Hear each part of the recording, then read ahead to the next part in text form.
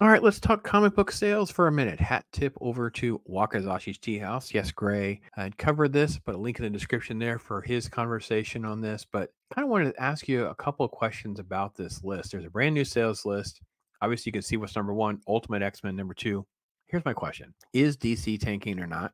What are your thoughts on DC books, new DC books? Then two, has the Ultimate Universe kind of turned the tide on some interest in Marvel again? Because it seems like the list has a lot of Marvel and Spider-Man stuff in here. So the list goes like this. The list is sales. This is data was collected on a 4-week month, March 3rd to April 6th.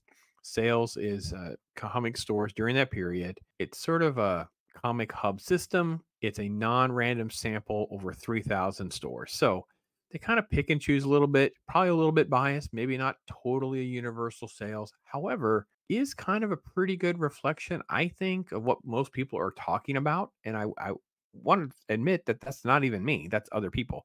So let's run down the list. Ultimate X-Men number one, Ultimate Spider-Man number three, Teenage Mutant Ninja Turtles, The Last Ronin 2, Re-Evolution. That's an $8.99 book. Ooh, that's a big number. Spectacular Spider-Man number one, Batman 145, Transformers 6, Amazing Spider-Man 45, Ultimate Black Panther 2, Thundercats 2, and X-Men 97 1. So DC's Batman is the only one in the top five. That makes sense. That's their number one selling book. There's obviously the Ninja Turtles Last Ronin sequel. Tons of interest is going to be in that. And of course, Transformers is still leading the way for that Energon series, Transformers 6. But then you get down to, it keeps going, X-Men 32, Fall House of X type stuff, Avengers Twilight, X-Men Forever, Deadpool 1, Web of Spider-Man, Wolverine, Cobra Commander 3, so that's the second Energon book, Ghost Rider, and then Feral number 1, which, by the way, is a great book, by the way. If you haven't seen Feral number 1, good book. Cats and zombies, basically.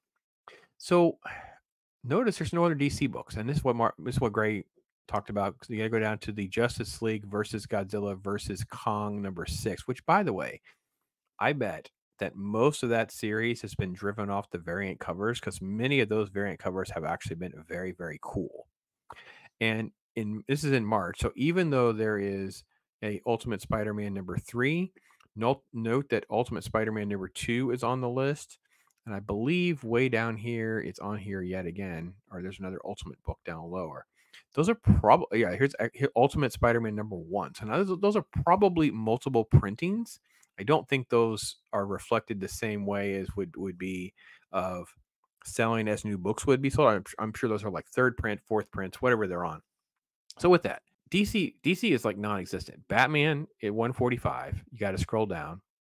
Then you have the Justice League book we talked about, couple others. So the Batman First Night, which has actually been very well received. Batman Superman's World Finest, which I've abandoned. Batman 146, Wonder Woman 7. This is Tom King on that. That run is god awful. And then nothing. Look at all the Marvel books before you get to Action 1063 and Nightwing 112. So DC, and again, I'm not buying any. I'm not giving DC any cash right now. I will retroactively go to stores and their back issues and look at trades. That's how I'm approaching DC right now. The only way DC is going to get the hint is if I just don't give them any more cash. So I'm just not. I'm cutting them off. The stores can make their decisions accordingly. I'm only going to pay for back issues, and DC's just dead to me. It's like they can't have any consistency. So even if Batman, I've tried a couple times to jump in, can't do it. Chip Zdarsky's not winning me over. I can't get into the Superman stuff. I'm trying to reread the Superman title, The Dawn of DC. But if you remember, we only lasted a few issues before they did that Night Terrors nonsense. And now we got another summer event coming. We had a Beast event, Beast Boy event, whatever. It's just, they are just a complete dumpster file of a mess. So if DC is tanking, why is all this Marvel stuff here? You would think that they would both be doing about the same. And I'm going to ask you, am I wrong? This Ultimate series has rejuvenated people. Ultimate X-Men number one. This is Ultimate X-Men number two. Is just as popular in my opinion. Ultimate Spider-Man, Ultimate X-Men, Ultimate Black Panther. You have all this other X titles, Spider-Man, Wolverine. You have all the stuff that you like. Whoa, wait a minute! There's a lot of Marvel stuff in here. Like that's a lot. So have they used Hickman's this knockoff gimmick of the Ultimate Universe as a way of rejuvenating some interest? Now, let's just assume that is the case. Let's just assume that's a good thing. First off, let me point out that this is a lot of $4 and $5 comic books. You aren't going to get people keep buying $4 and $5 comic books for very long if they stink. So this isn't like, oh, they've turned the tide and they're on their way up. They're going to be great again. My point is did it sort of like stop them from sinking faster than DC? Because I'm not giving Marvel any money either. I would be more inclined to buy an Ultimate book or something I would enjoy reading, but they've ruined Incredible Hulk for me. They have. I can't get into some of the other ones that are supposed to be good. Some of the Avengers stuff you've seen here. Spider-Man was just there's so much standing around and talking and in a coffee shop and just, I can't get into it.